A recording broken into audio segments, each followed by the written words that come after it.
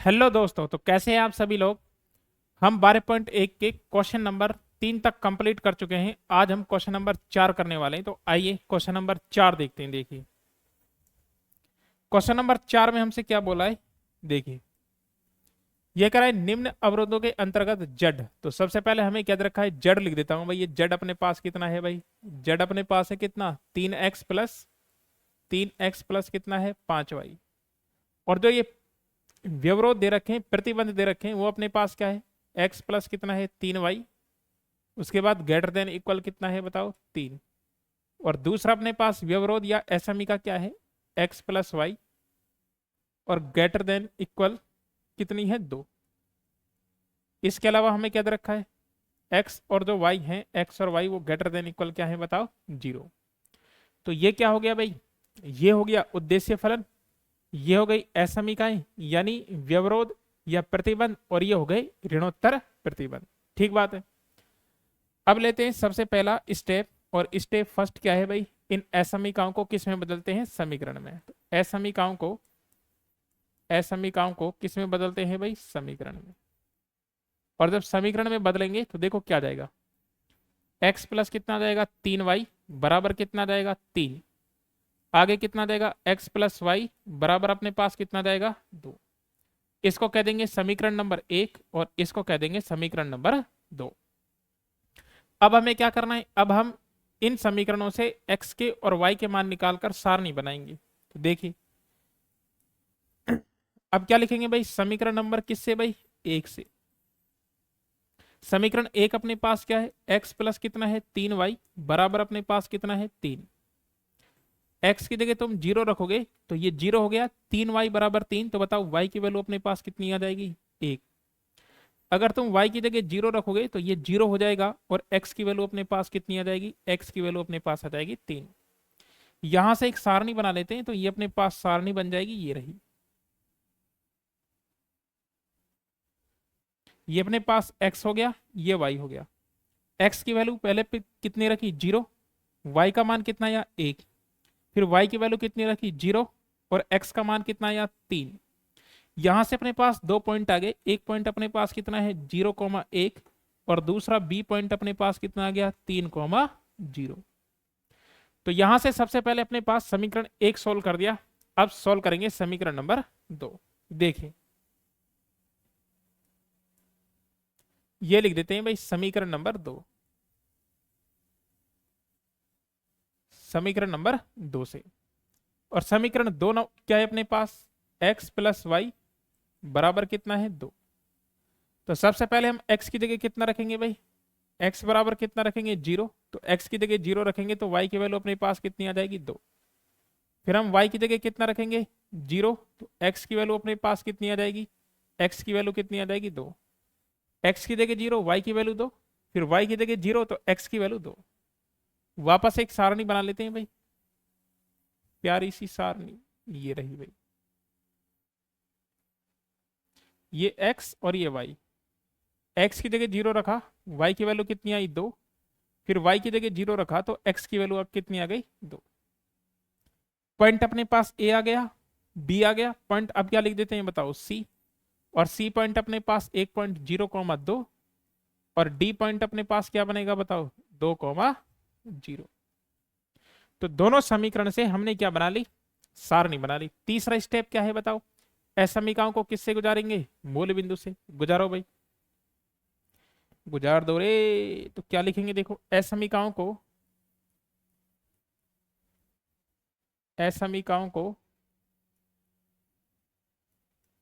मूल बिंदु किससे भाई, 0,0 से गुजारने पर। तो भाई गुजारो, पहली असमीका अपने पास कितनी है, x plus 3y greater than equal अपने पास कितना है 3। तो इस असमीका को मूल बिंदु से गुजार दो भाई। तो गुजारेंगे तो कितना आएगा देखो, 0 + 3 × 0 ग्रेटर देन इक्वल 3। 0 का 3 से गुणा करोगे 0, 0 में 0 जोड़ोगे 0 ग्रेटर देन इक्वल 3। और ये बात बताओ, 0 3 से बड़ा होता है क्या भाई, नहीं होता, और नहीं होता तो इसका मतलब ये बात क्या है, गलत है, गलत। तो बेटा ये हो जाएगी असत्य, तो हम यहां लिख देंगे असत्य। और जब भी ये बात असत्य आए, गलत आए, तो इसका हल क्षेत्र कहाँ आएगा, मूल बिंदु से कहाँ आएगा, दूर।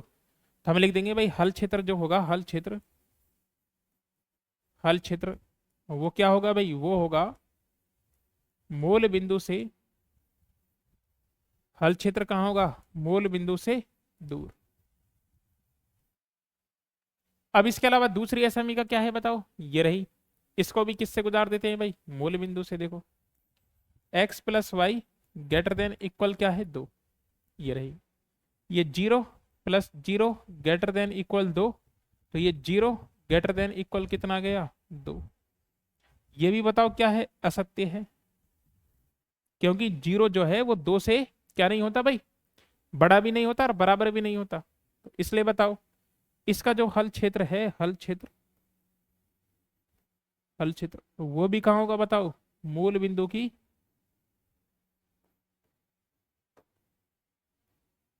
जब ये 3 स्टेप कंप्लीट हो जाएंगे, ये पहला, ये दूसरा और ये तीसरा स्टेप, अब क्या करेंगे, ग्राफ बनाएंगे। देखो ग्राफ बना लेते हैं भाई। देखो तो ये बना लेते हैं भाई ग्राफ।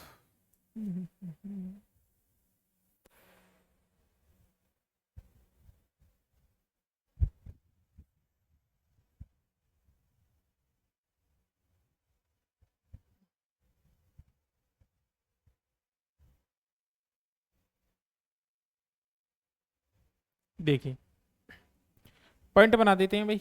पॉइंट अपने पास कहाँ से कहाँ तक है, 1 2 3 4 5, 1 2 3 4 5, 1 2 3 4 5, 1 2 3 4 और 5। देखिए भाई पहला पॉइंट क्या है, 0,1, और दूसरा पॉइंट क्या है बताओ, 3,0। तो भाई 0,1 कहाँ मिलेगा तुम्हें, यहां मिलेगा, ये रहा। तो ये पॉइंट अपने पास क्या है बताओ, ये पॉइंट ए पॉइंट अपने पास कितना है, 0,1, और बी पॉइंट अपने पास कितना है, 3,0। तो ये रहा अपने पास 3,0 बी पॉइंट। दोनों को मिला दो भाई, और दोनों को मिलाएंगे तो ये हमने मिला दिया दोनों को भाई। और इस वाली लाइन का नाम क्या है भाई, इस वाली लाइन का नाम, इस वाली लाइन का नाम है समीकरण नंबर 1, एक्स प्लस 3 वाई बराबर 3। तो इसे लिख देते हैं एक्स प्लस 3 वाई बराबर कितना, लिख देते हैं 3। ठीक बात है। अच्छा अगली लाइन देखो, अगली लाइन, अगली लाइन कहाँ बनेगी, ये रही, कहाँ है, पॉइंट सी पॉइंट क्या है बताओ, 0,2, और डी पॉइंट भी क्या है बताओ, 2,0। तो ये बनाओ भाई, 0,2 कहाँ बनेगा भाई, ये रहा 0,2, ये वाला पॉइंट। इस वाले पॉइंट को हम कह देते हैं भाई, ये अपने पास है A B C. C point अपने पास कितना है, 0,2, और जो ये अपने पास डी पॉइंट है, ये कितना है बताओ, डी पॉइंट ये कितना हो गया, 2,0। इन दोनों को भी मिला दो भाई, तो इन दोनों को मिला देते हैं, तो ये हमने ये दोनों मिला दिए। और ये वाला अपने पास जो रेखा है, इसे हम कहेंगे क्या है, ये एक्स प्लस वाई, और बराबर में कितना है, 2। लाइन बनाने के बाद अब हमें बनाना है इनका कॉमन एरिया, यानी ऐसा क्षेत्र जिसमें दोनों असम इकाई क्या होती हैं बताओ, संतुष्ट होती हैं। और दोनों असम इकाई जब संतुष्ट होंगी तो उसके लिए जरा देखो क्या दे रखा है, दोनों के हल क्षेत्र बताओ कहाँ है, मूल बिंदु से कहाँ है, दूर, इसका भी और इसका भी। तो बनाओ भाई। देखो हल क्षेत्र बना रहा हूं मैं, देखो कैसे। पहले मैं इस लाइन का, देखो ये अपने पास मूल बिंदु हो गया, ओह कितना हो गया, 0,0। इसका हल क्षेत्र मूल, देखो ये लाइन ये रही, मूल बिंदु इधर है और मूल बिंदु से दूर इधर जाएंगे, तो भाई ये मूल बिंदु से दूर इधर आ गया। ठीक बात है। अब ये जो लाइन है कौन सी है, पीले वाली, येलो कलर की, इसका हल क्षेत्र देखो, ये मूल बिंदु हो गया, और मूल बिंदु से कहां बनाना है, दूर। तो यार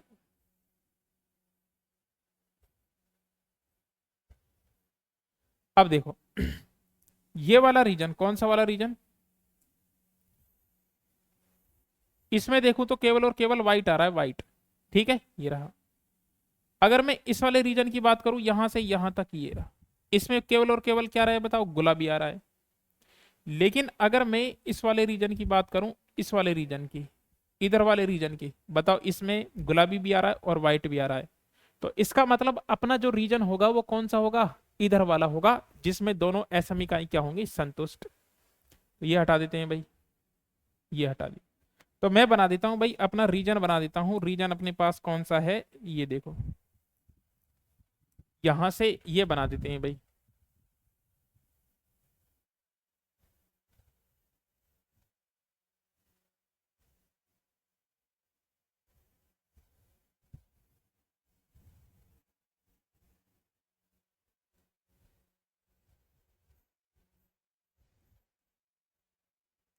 ये जो अपने पास रीजन है ये वाला,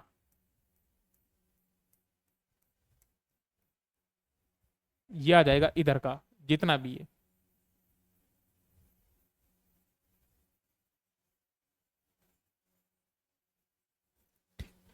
अब जरा तुम गौर से देखो, क्या देखो, मैं पहले पॉइंट बना देता हूं, ठीक है भाई।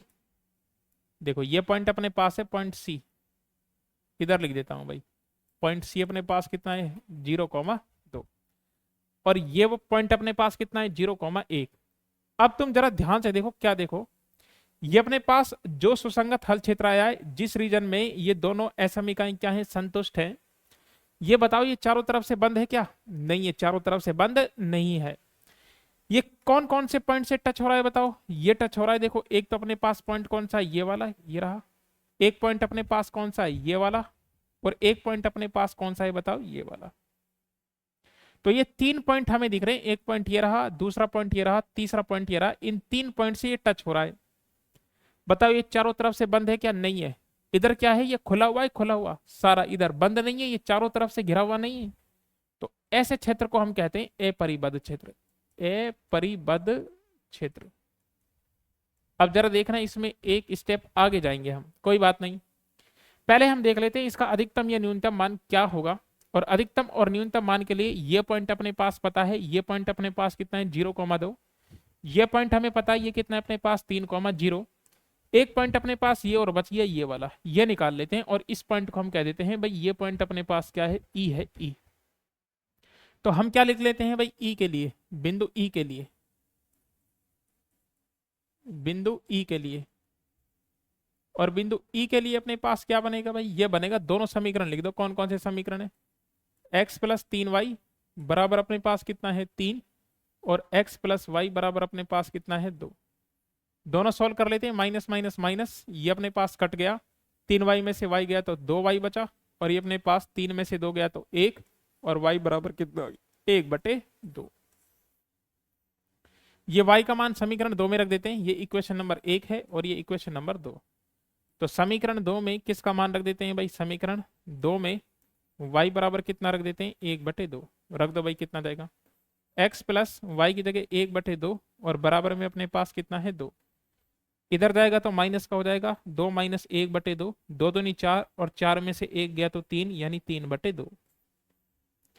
यानी ई पॉइंट जो अपने पास है, ई पॉइंट वो कितना गया, 3/2 कॉमा कितना गया, 1/2 आ गया। ठीक बात है, सारे पॉइंट अपने पास हैं। और सारे पॉइंट अगर अपने पास हैं तो अब मैं क्या बनाऊंगा, सारणी। देखिए, तो ये बना लेते हैं भाई सारणी। तो देखो ये अपनी बन गई सारणी, तो ये सारणी बन गई भाई, ये रही। ठीक बात है। ओहो, ये लो भाई, ये बन गई सारणी, ये रही।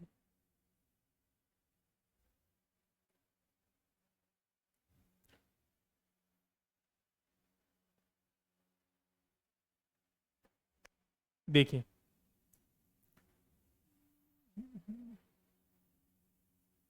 ये अपने पास आ जाएगा बिंदु, और इधर अपने पास z बराबर आ जाएगा, z क्या है, 3x+5y, 3x+5y। तो पहला पॉइंट अपने पास बताओ क्या है, ये रहा, ये सी पॉइंट क्या है भाई, 0,2। इसके अलावा अपने पास मूल बिंदु तो है ही नहीं, एक पॉइंट अपने पास कौन सा है बताओ, बी। बी पॉइंट अपने पास कितना है भाई, 3,0, और एक पॉइंट अपने पास है ई, और ई पॉइंट अपने पास क्या है, 3/2, 1/2। अब देखो भाई, ये लिख देते हैं भाई जेड। जेड बराबर 3 × x की जगह 0 प्लस 5 × y की जगह कितना रखेंगे, 2। तो y की जगह 2 रख देते हैं भाई, ये इंटू में 2 बराबर, ये 0 हो गया, 5 दूनी कितना हो गया, 10। ये रखो भाई कितना आएगा, z बराबर x की जगह 3 रखना है, 3 × 3, और प्लस में y की जगह 0 रखना है, तो ये अपने पास कितना हो जाएगा, 3 × 9, यानी आ गया अपने पास 9। ठीक बात है भाई। अगला देखो भाई, अगला कितना जाएगा अपने पास, x की जगह कितना रखना है भाई, ये x की जगह 3 इंटू कितना रखना है, 3/2 प्लस, और y की जगह कितना रखना है, 1/2, तो 5 इंटू कितना आ गया, 1/2। ये टोटल कितना हो जाएगा देखो जरा, 3 × 9 और 5 एकम 5, यानी ये टोटल अपने पास कितना जाएगा, 7 आ जाएगा। ठीक है भाई, क्यों, देखो ये बनेगा 9/2, ये 5/2, लघुत्तम लोगे तो 9 और 5 14, 14/2, यानी कितना जाएगा, 7 आ जाएगा। तो मैं कह दूंगा ये अपने पास 7 आ गया भाई, 7। अब जरा तुम देखो क्या क्या पूछा है इसमें, न्यूनतम मान, और न्यूनतम मान आ गया कितना बताओ, मिनिमम मान, ये अपने पास आ गया मिनिमम। लेकिन लेकिन लेकिन अगर ये चारों तरफ से बंद होता तो आंसर यही रह जाता। अब एक स्टेप और आगे कूदना है, और वो स्टेप आगे कैसे कूदना है देखो भाई, ये चारों तरफ से बंद नहीं है, और चारों तरफ से बंद नहीं है तो भाई इसका जो विस्तार है वो कहाँ है बताओ, अनंत की तरफ है। तो मैं ये कह नहीं सकता, पक्का कंफर्म नहीं कह सकता कि जो जेड का न्यूनतम मान है वो कितना है, 7। हो भी सकता है, ऐसा भी हो सकता है कि इसका न्यूनतम मान इससे भी क्या हो, कम हो। तो मैं ये कह नहीं सकता कि जो न्यूनतम मान 7 है इसका, वो न्यूनतम मान 7 होगा या नहीं होगा। तो ये बात मुझे कंफर्म करनी पड़ेगी कि न्यूनतम मान इसका 7 होगा या फिर नहीं होगा। अब ये मैं कैसे कंफर्म करूंगा, मैं ये ऐसे कंफर्म करूंगा, देखो कैसे। इस वाले रीजन में जरूरी नहीं है कि जेड का न्यूनतम मान कितना हो भाई, 7 ही हो सकता है कि जेड का मान 7 से भी क्या हो, कम हो। ठीक है, तो अगर 7, अब देखो भाई, अगर इस रीजन में सारे मान 7 से ज्यादा हैं तो न्यूनतम मान तो 7 ही रह जाएगा, लेकिन अभी कंफर्म नहीं है क्योंकि ये चारों तरफ से क्षेत्र क्या नहीं है, बंद नहीं है। तो मैं क्या करूंगा, मैं ऐसा करूंगा कि भाई हो सकता है कि जेड का न्यूनतम मान जो है वो 7 से भी क्या हो बताओ, कम हो, यानी जेड 7 से भी क्या हो, कम। और अगर अगर जेड 7 से भी कम है तो फिर क्या लिखूंगा देखो जरा, यहां से लिखूंगा माना। क्या मानेंगे हम वापस से देखो, जो जेड का मान है, जेड का मान वो 7 से भी क्या हो सकता है बताओ, कम हो सकता है। ठीक है, अगर 7 से कम नहीं है तो इसका मतलब न्यूनतम मान कितना हो जाएगा, 7 ही हो जाएगा भाई। अगर सारे ही मान 7 से ज्यादा है तो फिर तो न्यूनतम मान कितना होगा, 7। लेकिन ऐसा हो सकता है कि भाई जेड का मान 7 से भी क्या हो भाई, इसके अंदर कम हो। तो मैंने क्या लिखा कि भाई जेड का मान जो है वो 7 से क्या है बताओ, कम है। और जेड का मान अगर 7 से कम है तो अब सारा प्रोसेस वही करना है जैसे हमने एक एसएमइका के लिए किया था। कैसे देखो, इस जेड की वैल्यू अपने पास कितनी है बताओ, 3x + 5y। तो क्या लिखूंगा, 3x प्लस कितना लिखूंगा, 5y, और लेस देन क्या लिखूंगा बताओ, 7। इस असमीका को समीकरण में बदलो, और जब समीकरण में बदलेंगे तो देखो कितना जाएगा, 3x और प्लस कितना जाएगा बताओ, 5y, और बराबर कितना आ गया, 7। यहां से क्या करना है, यहां से सेम इसके मान निकालो, क्योंकि मुझे ये वाली लाइन बनानी है इस ग्राफ में। तो मैं x की जगह अगर 0 रखूंगा तो बताओ y की जगह कितना जाएगा, 7 बटे कितना जाएगा, 5। और अगर मैं y की जगह 0 रखूंगा तो बताओ x का मान कितना जाएगा, 7/3। तो अगर मैं सारणी बनाऊंगा तो सारणी कैसे बनेगी भाई, ये अपने पास x, ये अपने पास y। x की वैल्यू 0 तो y की वैल्यू 7/5। y की वैल्यू कितनी रखी, 0, तो x की वैल्यू कितनी आ गई, 7/3। थोड़ा सा भाग लगा लो, देखो कैसे। 5 एकम कितना गया, 5 बचा 2, और 5 चौक 20, यानी 1.4। 3 दूनी 6 बचा 1, और 3 त्या कितना हो गया, 9। यानी लगभग ये 1.4 है, और ये कितना है, 2.3।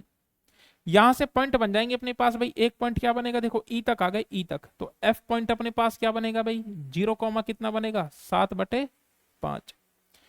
ए ई एफ और जी पॉइंट अपने पास क्या बनेगा भाई, ये बनेगा कितना, 7/3 और कॉमा क्या बनेगा 0। अब ये जो काम है ये सारा काम मुझे कहां बनाना है, ग्राफ पे बनाना है। देखो कैसे बनाएंगे। पहला पॉइंट क्या है 0,7/5। 7/5 का मतलब कितना है 1.4, यानी 0,1.4। देखो ये रहा एक, ये बीच में 5 लगभग यहां पर आ जाएगा यहां पर। ठीक है, ये वाला पॉइंट, इस वाले पॉइंट को मैं क्या कह दूंगा भाई एफ। और ये वाला जो पॉइंट एफ अपने पास है इसको हम क्या कहेंगे भाई 0,7/5। उसके बाद बताओ जी 7 बटे कितना है 3, और 7/3 का मतलब कितना है 2.3। ये अपने पास रहा 2 लगभग यहां पर, ये वाला पॉइंट। इस वाले पॉइंट को मैं क्या कह दूंगा, ये रहा इस वाले पॉइंट को, ये अपने पास जी है जी, और इस वाले पॉइंट को कह देंगे 7/3, 0। दोनों को मिला दो। अब देखो दोनों को मिला रहा हूं मैं, ध्यान से देखना, ये पॉइंट और ये पॉइंट मिला रहा हूं, देखो ये मिला दी मैं। तो ये डॉट डॉट वाली जो लाइन है ये कौन सी लाइन है बताओ, इस जेड की लाइन है। किसकी लाइन है, जेड वाली लाइन। तो मैं यहां लिख देता हूं भाई ये जो लाइन अपने पास आई है ये वाली लाइन जेड वाली लाइन है। और ये बताओ कौन सी लाइन है, 3x प्लस का 5y और बराबर क्या है 7। अब जरा देखो तुम इसे मूल बिंदु से गुजारो भाई, मूल बिंदु से गुजारोगे तो क्या आएगा अपने पास। तो मैं इसे मूल बिंदु 0,0 से गुजार देता हूं, 0,0 से गुजारने पर देखो क्या बनेगा 3 × 0 प्लस में क्या बनेगा 5 × 0, और बताओ लेस देन क्या बनेगा 7। तो ये टोटल क्या गया अपने पास बताओ 0, लेस देन कितना गया 7, और अगर ये 7 आ गया तो 7 0 से बड़ा होता है, इसका मतलब बताओ ये क्या है सत्य। और बताओ ये सत्य है तो ये जो सफेद लाइन तुम्हें दिख रही है डॉट वाली, इसका हल क्षेत्र कहाँ आएगा बताओ, मूल बिंदु की ओर। तो ये इसका हल क्षेत्र कहाँ आएगा बताओ, मूल बिंदु की ओर आएगा ऐसे। अब जरा तुम देखो क्या है, तो देखो यहां तक तो तुम्हें करना ही है। अगर ये चारों तरफ से घिरा हुआ नहीं है तो फिर ये प्रोसेस करना है। अगर मान के चलो ये अधिकतम मान पूछता तो अधिकतम मान कितना है 10, तो मैं कह नहीं सकता कि अधिकतम मान 10 होगा, हो सकता है कि 10 से भी जेड का मान क्या जाए ज्यादा। तो मैं क्या लिखता जेड ग्रेटर देन क्या लिखता 10। फिर सेम ऐसे ही प्रोसेस करता जैसे मैंने पीछे क्या है एसमी का समीकरण में बदला, पॉइंट निकाले मूल बिंदु से गुजारा और मैंने लाइन बना दी। अब मुझे क्या देखना है कि ये अपने पास था सुसंगत हल क्षेत्र, और ये कौन सा है बताओ जेड का हल क्षेत्र। सुसंगत हल क्षेत्र कहाँ है इधर, जेड का हल क्षेत्र कहाँ है इधर। यानी इस वाले रीजन में और इस वाले रीजन में कोई भी बिंदु क्या नहीं है उभयनिष्ठ नहीं है। और अगर कोई भी बिंदु उभयनिष्ठ नहीं है तो मैं ये कह सकता हूं क्या कि जेड का न्यूनतम मान कितना होगा 7। बाई चांस अगर ये क्षेत्र इधर आता तो इसका मतलब दोनों क्षेत्र क्रॉस कर जाते, कौन कौन से, जेड का क्षेत्र और ये सुसंगत हल क्षेत्र। तो इन दोनों में अनेक बिंदु उभयनिष्ठ हो जाते, और अगर अनेक बिंदु उभयनिष्ठ हो जाते तो मैं फिर ये नहीं कहूंगा कि जेड का न्यूनतम मान कितना होगा 7 होगा, हो सकता है उससे भी क्या हो भाई कम हो। ठीक है, तो अब मैं क्या लिख दूंगा जेड के क्षेत्र और सुसंगत हल क्षेत्र में कोई भी बिंदु उभयनिष्ठ नहीं है, इसलिए जेड का न्यूनतम मान क्या रहेगा 7। उभयनिष्ठ क्षेत्र देखो ये रहा, जेड का हल क्षेत्र कहाँ है इधर, और सुसंगत हल क्षेत्र कहाँ है इधर। तो इस वाले क्षेत्र और इस वाले क्षेत्र में कोई भी पॉइंट कॉमन नहीं है, यानी ये क्रॉस नहीं कर रहे एक दूसरे को। तो मैं यहां क्या लिख दूंगा, ये लिख दूंगा देखो लास्ट वन, जेड के क्षेत्र, जेड के हल क्षेत्र, हल क्षेत्र तथा सुसंगत हल क्षेत्र में, हल क्षेत्र में कोई भी बिंदु, कोई भी बिंदु क्या नहीं है भाई उभयनिष्ठ नहीं है, इसलिए जेड का न्यूनतम मान कितना होगा भाई 7 होगा। तो ये अपना फाइनल आंसर है भाई, ठीक बात है। अगर इसका रीजन भी इधर ही आ जाता जिधर ये, तो फिर कोई भी इसका न्यूनतम मान नहीं, यानी 7 इसका न्यूनतम मान नहीं होता, ठीक बात है। तो ये आ गया अपना आंसर भाई, ठीक है। तो पहले आपको यहां से उतारना है, कहां से, यहां से पूरा, और उसके बाद आपको देखो यहां तक तो सारा करना ही है। जिसमें क्षेत्र चारों तरफ से बंद नहीं है उसके लिए ये काम थोड़ा सा एक्स्ट्रा करना है। हमें ये सुसंगत हल क्षेत्र और जेड का हल क्षेत्र देखना है, अगर ये दोनों क्रॉस कर जाएंगे तो कोई भी न्यूनतम या अधिकतम मान नहीं होगा, और एक इधर आ जाएगा और एक इधर आ जाएगा तो कोई भी बिंदु उभयनिष्ठ नहीं होगा। तो जेड का न्यूनतम मान या अधिकतम मान वही होगा जो सारणी के अंदर हमने निकाला है। ठीक है, तो ये उतार लेना है। उम्मीद करता हूं आपको ये समझ में आया होगा। मिलते हैं नेक्स्ट क्वेश्चन में, तब तक के लिए थैंक यू।